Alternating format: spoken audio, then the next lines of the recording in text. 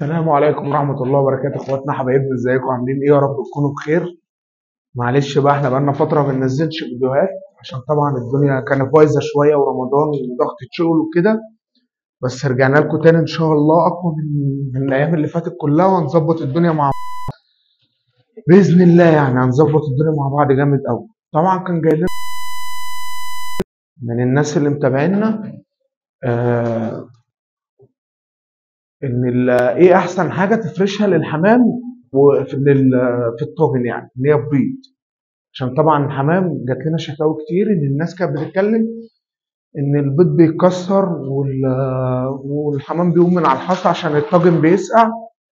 طبعا في ناس كتير قوي قالت قش، واللي قال رمله، واللي قال كده. يعني احنا بنتكلم على تجربتنا الشخصيه احنا، يعني احسن تجربه شخصيه احنا جربناها. احنا جربنا كل حاجه. يعني دلوقتي تجربتنا دلوقتي اللي هو التراب الاسمر بتاع الارض الزراعيه. بص معانا اهو، ده التراب الاسمر بتاع الارض الزراعيه. تمام. بنظبطه بننخله خالص اهوت، ما فيهوش اي روايش خالص اهو، زي ما انتم شايفين. دوت بيحفظ البيض حتى لما يجي الحمام يجي يقوم ياكل او يشرب او اي حاجه ويقعد فتره بعيد عن البيض، بيحفظ درجه حراره البيض.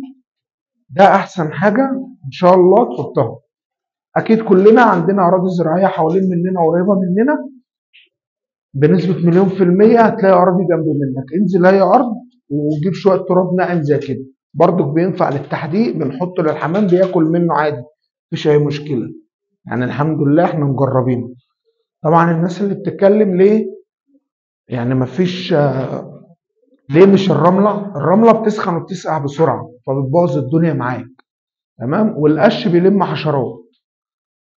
فبرضك يعني نحاول نظبط الدنيا ان انت تغير فرشه ديت، بيبقى تحديق كالسيوم جميل جدا، وبيبقى ناعمه على البيض، ما بيتكسرش. عشان لو عندك اسوس تقيله ما تكسرش البيض مع الكلام ده كله. والقش بيلم حشرات وبيبهدل الدنيا. ويا رب تكونوا استفدتوا مننا بحاجه، وان شاء الله استنونا في كل جديد.